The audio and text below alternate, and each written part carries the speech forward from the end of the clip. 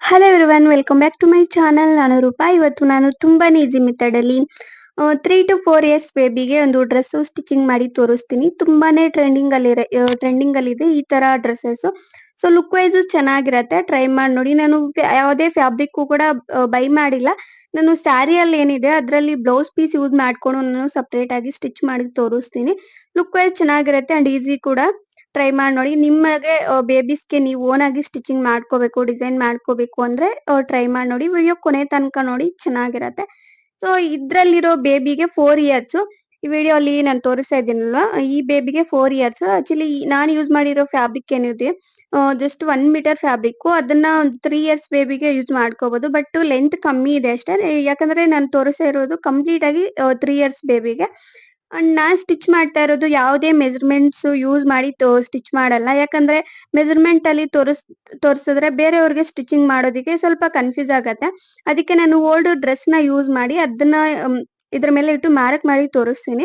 So ನೀವು ಅದೇ method ಅಲ್ಲೇ ಟ್ರೈ ಮಾಡಿ ನೋಡಿ. ಸ್ವಲ್ಪ ಫ್ಯಾಬ್ರಿಕ್ ಜಾಸ್ತಿ ತಗೊಂಡು ನಿಮ್ಗೆ ಇಯರ್ಸ್ ನೋಡ್ಕೋಬೇಕು. ಬೇಬಿಗೆ ಒಂದು 3 ಇಯರ್ ಇಲ್ಲ 4 ಇಯರ್ 5 ಇಯರ್ ಈ ತರ ನೋಡ್ಕೊಂಡು ನೀವು ಫ್ಯಾಬ್ರಿಕ್ ಚೂಸ್ ಮಾಡ್ಕೊಂಡು ಸ್ಟಿಚಿಂಗ್ ಮಾಡ್ಕೋಬಹುದು.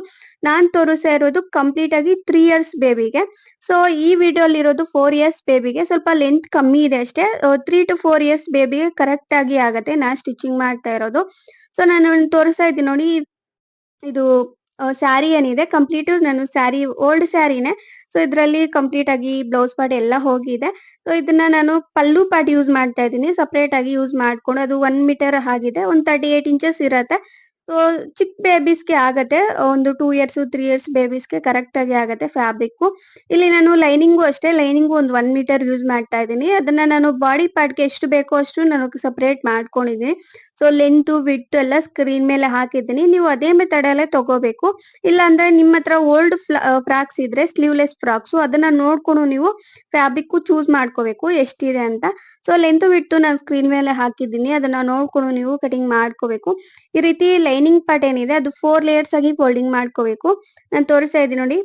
ನಿಮ್ಗೇನಾದ್ರೂ ಬೇಬಿ ಸ್ವಲ್ಪ ಒಂದು 4 ಇಯರ್ಸ್ 5 ಇಯರ್ಸ್ ಈ ತರ ಇದ್ರೆ ಫ್ಯಾಬ್ರಿಕ್ ಜಾಸ್ತಿ ತಗೋಬೇಕು. ನಾನು ತೋರಿಸ್ತಾ ಇದ್ದೀನಿ. ಫ್ಯಾಬ್ರಿಕ್ ಎಷ್ಟು ಬೇಕೋ ಅಷ್ಟು ನಾನು ತಗೊಂಡು 4 ಲೇಯರ್ಸ್ ಆಗಿ ಫೋಲ್ಡಿಂಗ್ ಮಾಡ್ಕೊಂಡಿದ್ದೀನಿ. ಇಲ್ಲಿ ನಾನು ಏನ್ ಮಾರ್ಕ್ ಮಾಡ್ತಾ ಇದ್ದೀನಿ ಇದು ಬಂದು ಇದು ಲಂಗ ಬ್ಲೌಸ್ ಈ ತರ ಬರತ್ತಲ್ಲ ಸ್ಲೀವ್‌ಲೆಸ್‌ದು. ಸೊ ಅದನ್ನ ತಗೊಂಡಿದ್ದೀನಿ ಮೆಜರ್ಮೆಂಟ್ ಆಗಿ. ನಿಮ್ಮ ಹತ್ರ ಫ್ರಾಕ್ಸ್ ಇದ್ರೂ ಕೂಡ ಅದನ್ನು ಕೂಡ ಯೂಸ್ ಮಾಡ್ಕೋಬಹುದು. ಅದನ್ನ ತಗೊಂಡು ಈ shoulder length and neck length ಮತ್ತೆ ಈ ಹಾರ್ಮ್ ಶೇಪ್ ಕಡೆ ಮತ್ತೆ ನೆಕ್ ಡೀಪ್ ಕರೆಕ್ಟ್ ಆಗಿ ನೋಡ್ಕೊಂಡು ಮಾರ್ಕಿಂಗ್ ಮಾಡಿದ್ದೀನಿ. ಓನ್ಲಿ ಬಾಡಿ ಪಾರ್ಟ್ ಮಾತ್ರ. ಸೊ ನೋಡಿ, ಜಸ್ಟ್ ಓಲ್ಡ್ ಡ್ರೆಸ್ಸಸ್ ಇರುತ್ತಲ್ವಾ ಅದನ್ನ ನೋಡ್ಕೊಂಡು ನೀಟಾಗಿ ಈ ರೀತಿ ಮಾರ್ಕಿಂಗ್ ಮಾಡ್ಕೋಬೇಕು. ಶೋಲ್ಡರ್ ಲೆಂತ್ ಮತ್ತೆ ನೆಕ್ ಲೆಂತ್ ಮತ್ತೆ ಹಾರ್ಮ್ ಶೇಪ್ ಏನಿದೆ ಅದು ಮತ್ತೆ ನೆಕ್ ಡೀಪ್ ಈ ತರ ಸ್ವಲ್ಪ ಈ ರೀತಿ ಮಾರ್ಕಿಂಗ್ ಮಾಡ್ಕೊಂಡು ನೀವು ಮಾರ್ಕ್ ಮಾಡ್ಕೋಬೇಕು ನೀಟಾಗಿ ಬಾಡಿ ಪಾರ್ಟ್ ಏನಿದೆ. ಸೊ ಶೋಲ್ಡರ್ ಲೆಂತ್ ಇಲ್ಲಿ 5 ಇಂಚಸ್ ಬಂದಿದೆ ಅಂದ್ರೆ ಒಂದು 1 ಇಂಚು ಎಕ್ಸ್ಟ್ರಾ ತಗೋಬೇಕು ಹಾರ್ಮ್ ಶೇಪ್. ಈ ರೀತಿ ತಗೊಂಡು ರೌಂಡ್ ಪಾರ್ಟ್ ಆಗಿ ನೀಟಾಗಿ ಮಾರ್ಕಿಂಗ್ ಮಾಡ್ಕೋಬೇಕು. ಮಾರ್ಕಿಂಗ್ ಮಾಡ್ಕೊಂಡು ಈ ಹಾರ್ಮ್ ಶೇಪ್ ಕಡೆ ಏನಿದೆ ಸ್ಲೀವ್ ಪಾರ್ಟ್ ಫ್ಯಾಬ್ರಿಕ್ ಅದನ್ನ ಕಟ್ ಮಾಡ್ದೆ. ಸೊ ಈ ರೀತಿ ಕಟಿಂಗ್ ಮಾಡ್ಕೊಂಡು 2 ಪೀಸಸ್ ಏನಿದೆ ಸಪರೇಟ್ ಮಾಡ್ಕೋಬೇಕು. ನೋಡಿ ನಾನು ಸಪರೇಟ್ ಮಾಡಿದ್ದೀನಿ. ಈ ರೀತಿ ಸಪರೇಟ್ ಮಾಡ್ಕೊಂಡು ನೆಕ್ ಪಾರ್ಟ್ ಏನಿದೆ ಅದನ್ನ ನೀವು ಕಟಿಂಗ್ ಮಾಡ್ಕೋಬೇಕು. ನೀವೇನಾದ್ರೂ ನಾರ್ಮಲ್ ಸ್ಲೀವ್‌ಲೆಸ್ ಡ್ರೆಸ್ ತರ ಸ್ಟಿಚಿಂಗ್ ಮಾಡ್ಕೊಂತೀವಿ ಅಂದ್ರೆ ಇದೇ ಮೆಥಡ್ ಅಲ್ಲೇ ನೀವು ಕಟಿಂಗ್ ಮಾಡ್ಕೊಂಡು ಕೂಡ ಸ್ಟಿಚಿಂಗ್ ಮಾಡ್ಕೋಬಹುದು. ನಾನು ಏನ್ ಮಾರ್ಕ್ ಮಾಡಿದ್ದೀನಿ ರೌಂಡ್ ಶೇಪ್. ಸೊ ಆ ತರ. ಬಟ್ ನಾನು ಸ್ವಲ್ಪ ಟ್ರೆಂಡಿಯಾಗಿ ತೋರಿಸ್ತೀನಿ ಅಂತ ಹೇಳ್ದೆ ಅಲ್ವಾ, ಸ್ವಲ್ಪ ಈ ತರ ಡ್ರೆಸ್ಸಸ್ ಟ್ರೆಂಡಿಯಾಗಿ ಕಾಣಿಸ್ತಿದೆ. ಸೊ ಅದಕ್ಕೆ ಈ ಮೆಥಡ್ ಅಲ್ಲಿ ತೋರಿಸ್ತಾ ಇದ್ದೀನಿ ಚೆನ್ನಾಗಿರತ್ತೆ ಅಂತ. ನೋಡಿ ನಾನು ಇಲ್ಲಿ ಫ್ರಂಟ್ ಪಾರ್ಟ್ ತಗೊಂಡಿದ್ದೀನಿ. ನಿಮ್ಗೇನಾದ್ರೂ ನಾರ್ಮಲ್ ಆಗಿ ಬೇಕು ಅಂದ್ರೆ ರೌಂಡ್ ಶೇಪ್ ಅಲ್ಲೇ ತಗೋಬಹುದು ಮಾರ್ಕಿಂಗ್ ಮಾಡ್ಕೊಂಡು ನೆಕ್ ಡೀಪ್ ನೆಕ್ ಲೆಂತ್ ಎಲ್ಲಾನು. ಬಟ್ ನಾನು ಸ್ವಲ್ಪ ಆಫ್ ಶೋಲ್ಡರ್ ಟಾಪ್ಸ್ ಬರತ್ತಲ್ಲ ಆ ಮೆಥಡ್ ಅಲ್ಲಿ ತೋರಿಸ್ತಾ ಇದ್ದೀನಿ. ಯಾಕಂದ್ರೆ ಇದು ಸ್ಲೀವ್ ಬರಲ್ಲ. ಸಾರಿ, ಈ ಶೋಲ್ಡರ್ ಪಾರ್ಟ್ ಒಂದ್ ಸೈಡ್ ಬರಲ್ಲ. ಅದಕ್ಕೆ ಒಂದು ಥ್ರೆಡ್ ಅಟ್ಯಾಚ್ ಮಾಡ್ಕೋಬಹುದು.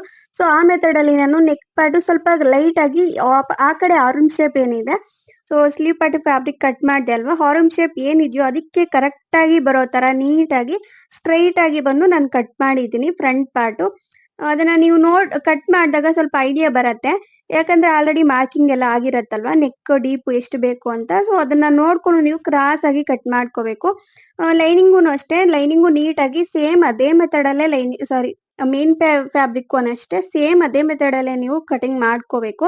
ಸೊ ನೀವೇನಾದ್ರೂ ಫಸ್ಟ್ ಮೇನ್ ಫ್ಯಾಬ್ರಿಕ್ ಕಟಿಂಗ್ ಮಾಡ್ಕೊಂತೀವಿ ಅಂದ್ರೆ ಲೈನಿಂಗ್ ಕಟಿಂಗ್ ಮಾಡ್ಕೋಬೇಕು. ಬಟ್ ನಾನು ಲೈನಿಂಗ್ ಫಸ್ಟ್ ಕಟ್ ಮಾಡಿ ಮತ್ತೆ ಮೇನ್ ಪಾರ್ಟ್ ಫ್ಯಾಬ್ರಿಕ್ ಕಟ್ ಮಾಡಿದೆ. ಸೊ ನಿಮ್ ಇಷ್ಟ ಯಾವ್ದೋ ಒಂದು ಚೂಸ್ ಮಾಡ್ಕೊಂಡು ಕಟಿಂಗ್ ಮಾಡ್ಕೋಬಹುದು.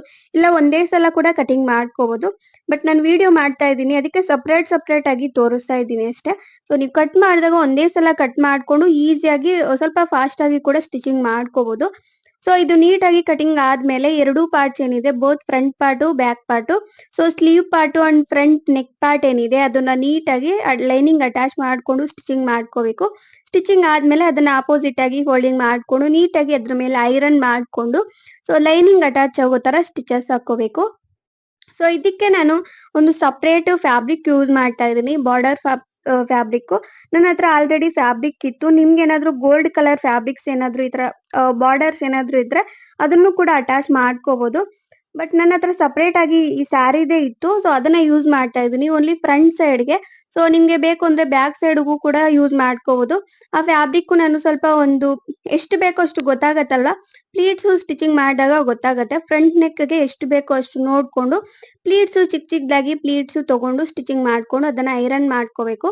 ನೋಡಿ ನಾನು ಸ್ಟಿಚಿಂಗ್ ಮಾಡಿದ್ದೀನಿ. ಸೊ ಆ ನೆಕ್ ಪಾರ್ಟ್ಗೆ ಎಷ್ಟು ಬೇಕೋ ಅಷ್ಟು ಲೆಂತ್ ನೋಡ್ಕೊಂಡು ನೀವು ಪ್ಲೀಟ್ಸ್ ಸ್ಟಿಚಿಂಗ್ ಮಾಡ್ಕೋಬೇಕು.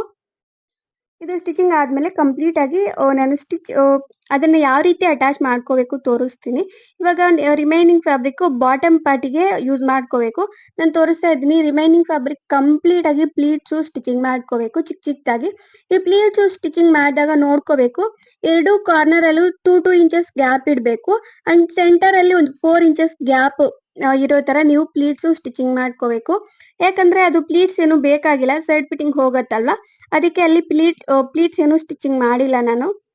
ಇದು ಸ್ಟಿಚಿಂಗ್ ಆದ್ಮೇಲೆ ಎಲ್ಲಾ ಪ್ಲೀಟ್ಸ್ ನೀಟಾಗಿ ಒಂದೊಂದೇ ನೋಡ್ಕೊಂಡು ಐರನ್ ಮಾಡ್ಕೋಬೇಕು. ನೀವು ಕಂಪ್ಲೀಟ್ ಡ್ರೆಸ್ ಸ್ಟಿಚಿಂಗ್ ಆದ್ಮೇಲೆ ಪ್ಲೀಟ್ಸ್ ಐರನ್ ಮಾಡ್ಕೊಂಡ್ರೆ ಕರೆಕ್ಟ್ ಆಗಿ ಬರಲ್ಲ. ಸೊ ನೀವು ಸ್ಟಿಚಿಂಗ್ ಮಾಡಿದಾಗ ಬಾಟಮ್ ಪಾರ್ಟ್ ನೀಟಾಗಿ ನೋಡ್ಕೊಂಡು ಪ್ಲೀಟ್ಸ್ ಐರನ್ ಮಾಡ್ಕೊಂಡ್ರೆ ಲುಕ್ ಚೆನ್ನಾಗಿ ಕಾಣಿಸೋದು. ಸೊ ಸ್ವಲ್ಪ ಬೊಟಿಕ್ ಸ್ಟೈಲ್ ಅಲ್ಲಿ ಕಾಣಿಸುತ್ತೆ. ನೀವು ಸ್ಟಿಚಿಂಗ್ ಮಾಡಿದಾಗ ಬಾಟಮ್ ಪಾರ್ಟ್ ಪ್ಲೀಟ್ಸ್ ಏನಿದೆ ಅದು ಐರನ್ ಮಾಡ್ಕೊಂಡ್ರೆ ಈ ಮೆಥಡ್ ಅಲ್ಲಿ ಟ್ರೈ ಮಾಡಿ ನೋಡಿ, ಲುಕ್ ವೈಸ್ ಚೆನ್ನಾಗಿರತ್ತೆ. ಸೊ ನಾರ್ಮಲ್ ಬೊಟಿಕ್ ಸ್ಟೈಲ್ ಅಲ್ಲೇ ಕಾಣಿಸುತ್ತೆ ಎಲ್ಲಾ ಫ್ರಾಕ್ಸುನು. ಸೊ ನೀವು ಅಷ್ಟೇ ನೀವೇನಾದ್ರೂ ಲಾಂಗ್ ಡ್ರೆಸ್ಸಸ್ ಸ್ಯಾರೀಸ್ ಅಲ್ಲಿ ಯೂಸ್ ಮಾಡ್ಕೊಂಡು ಸ್ಟಿಚಿಂಗ್ ಮಾಡ್ಕೋಬೇಕು ಅಂದ್ರೆ ಸೊ ಬಾಟಮ್ ಪಾರ್ಟ್ದು ಈ ತರ ಫ್ಯಾಬ್ರಿಕ್ಸ್ ಏನಾದ್ರು ಇದ್ರೆ ಸ್ವಲ್ಪ ಬಾರ್ಡರ್ ಇರೋ ಫ್ಯಾಬ್ರಿಕ್ಸ್, ಸೊ ಈ ಮೆಥಡ್ ಅಲ್ಲಿ ಟ್ರೈ ಮಾಡಿ ನೋಡಿ. ಪ್ಲೀಟ್ಸ್ ನೀಟಾಗಿ ಐರನ್ ಮಾಡ್ಕೊಂಡು ಸ್ಟಿಚಿಂಗ್ ಮಾಡ್ಕೊಂಡ್ರೆ ಸೊ ಚೆನ್ನಾಗಿರತ್ತೆ, ಫಿನಿಶಿಂಗ್ ಕರೆಕ್ಟ್ ಆಗಿ ಬರತ್ತೆ.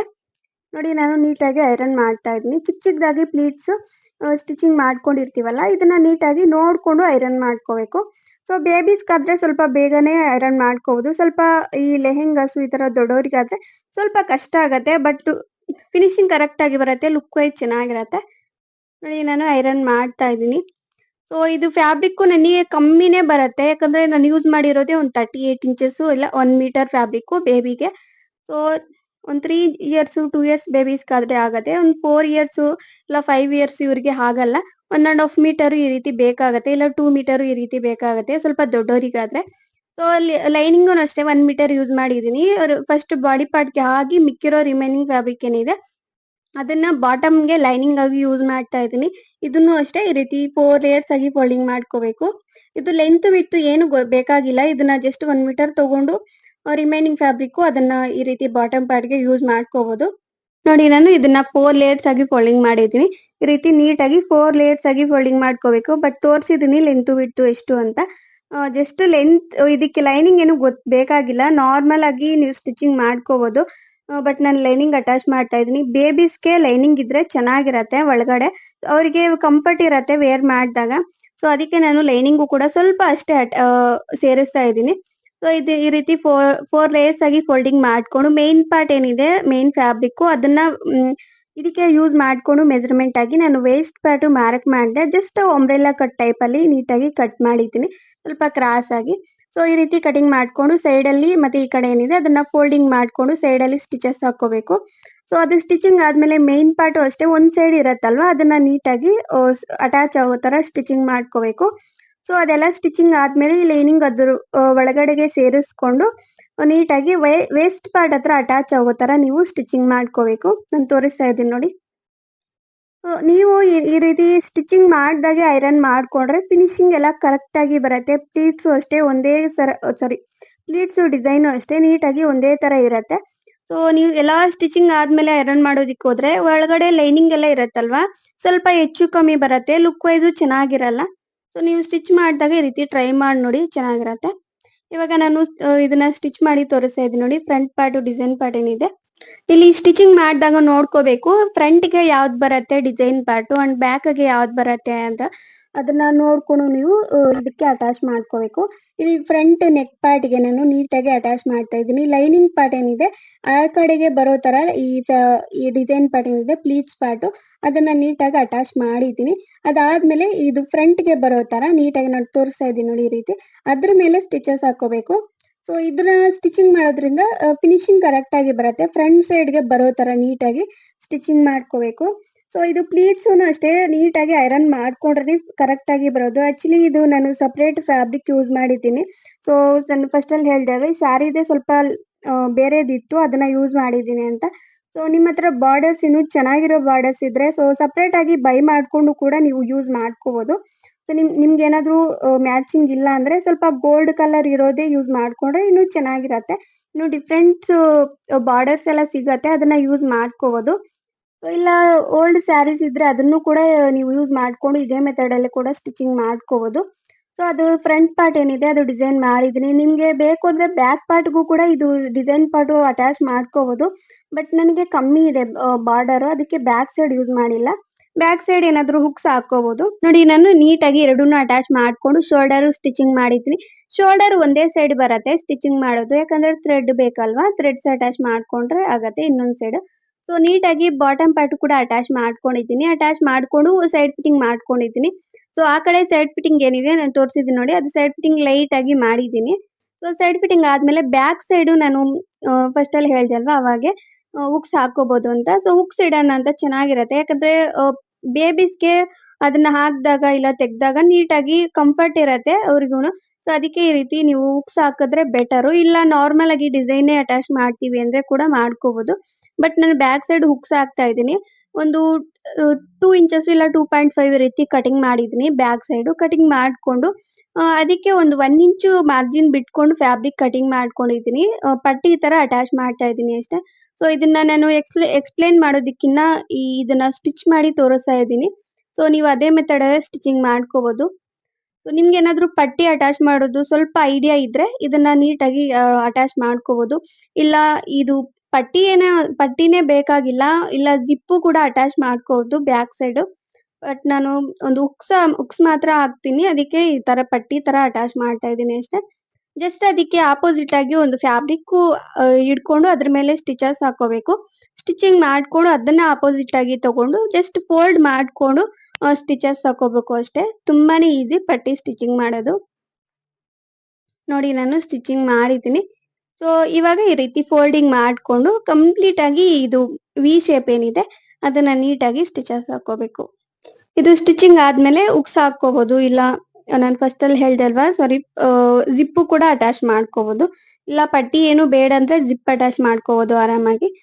ಸೊ ಸ್ಟಿಚಿಂಗ್ ಕಂಪ್ಲೀಟ್ ಆಗಿ ಬ್ಯಾಕ್ ಪಾರ್ಟ್ ಏನಿದೆ ಅದು ರೆಡಿ ಆದ್ರೆ ಕಂಪ್ಲೀಟ್ ಡ್ರೆಸ್ ಏನಿದೆ ಅದು ರೆಡಿ ಆಗತ್ತೆ. ಸೊ ಇದು ಒಬ್ರು ಕಮೆಂಟ್ ಮಾಡಿದ್ರು 3 to 4 ಇಯರ್ಸ್ ಬೇಬೀಸ್‌ಗೆ ಒಂದು ಡ್ರೆಸ್ ತೋರಿಸಿ ಅಂತ. ಸೊ ಕಿಡ್ಸ್‌ಗೆ ಅಂತಾನೆ. ಸೊ ನಾನು ಅದಕ್ಕೆ ಮೆಜರ್‌ಮೆಂಟ್ಸ್ ಅಲ್ಲಿ ತೋರಿಸಿಲ್ಲ. ನಾರ್ಮಲ್ ಆಗಿ ಒಂದು ಡ್ರೆಸ್ ಯೂಸ್ ಮಾಡ್ಕೊಂಡು ತೋರಿಸಿದ್ದೀನಿ. ನೀವು ನಿಮ್ಮ ಬೇಬೀಸ್‌ದು ಡ್ರೆಸ್ ಯೂಸ್ ಮಾಡ್ಕೊಂಡು ಕೂಡ ಸ್ಟಿಚಿಂಗ್ ಮಾಡ್ಕೋಬಹುದು ಮೆಜರ್‌ಮೆಂಟ್ ಏನು ಇಲ್ದಿರ. ಸೊ ಚೆನ್ನಾಗಿರತ್ತೆ. ಟ್ರೈ ಮಾಡಿ ನೋಡಿ. ಸೊ ಇಷ್ಟೇ ಇವತ್ತಿನ ವಿಡಿಯೋ. ಇಷ್ಟ ಆಗಿದ್ರೆ ಪ್ಲೀಸ್ ಲೈಕ್ ಮಾಡಿ, ಶೇರ್ ಮಾಡಿ and please subscribe to my channel. So ಈ ವಿಡಿಯೋ ಹೇಗನ್ನಿಸ್ತು ಅಂತ ಕಮೆಂಟ್ ಮಾಡೋದನ್ನ ಮರಿಬೇಡಿ. ಸೊ ನಿಮ್ಗೇನಾದ್ರೂ ಬೇಬೀಸ್ ಇದ್ರೆ ಟ್ರೈ ಮಾಡಿ ನೋಡಿ. ಲುಕ್ ವೈಸ್ ಚೆನ್ನಾಗಿರತ್ತೆ. ಸೊ ಕಂಪ್ಲೀಟ್ ಆಗಿ ಡ್ರೆಸ್ ಅಂತೂ ಇಷ್ಟೇ. ಈ ಆಫ್ ಶೋಲ್ಡರ್ ಅಂತ ಹೇಳ್ದೆ ಅಲ್ವಾ, ಇದಕ್ಕೆ ಜಸ್ಟ್ ಇದು ಒಂದು ಬಾರ್ಡರ್ ಇತ್ತು. ಜಸ್ಟ್ ಈ ಬಾರ್ಡರ್ ಇಲ್ಲ ಚಿಕ್ಕ ಇದ್ರಲ್ಲೇ ಒಂದು ಪೀಸ್ ಏನಿದೆ ಅದನ್ನ ಈ ರೀತಿ ಫೋಲ್ಡಿಂಗ್ ಮಾಡ್ಕೊಂಡು ಪಟ್ಟಿ ತರ ಸಾರಿ ಸ್ಲೀವ್ಸ್‌ಗೆ ಅಟ್ಯಾಚ್ ಮಾಡ್ಕೋಬಹುದು. ಸೊ ಇಷ್ಟೇ ಕಂಪ್ಲೀಟ್ ಆಗಿ ಡ್ರೆಸ್ ಲುಕ್ ವೈಸ್ ಈ ತರ ಇದೆ. ಸೊ ನಾನೊಂದು ವಿಡಿಯೋ ಹಾಕಿದ್ದೀನಿ ನೋಡಿ. ಈ ಬೇಬಿಗೆ 4 ಇಯರ್ಸ್ ಬಟ್ 3 ಇಯರ್ಸ್ ಬೇಬಿಗೆ ನಾನು ಸ್ಟಿಚಿಂಗ್ ಮಾಡಿರೋದು. 3 ಇಯರ್ಸ್ ಬೇಬಿಗಾದ್ರೆ ಲೆಂತ್ ಕರೆಕ್ಟ್ ಆಗಿ ಆಗತ್ತೆ.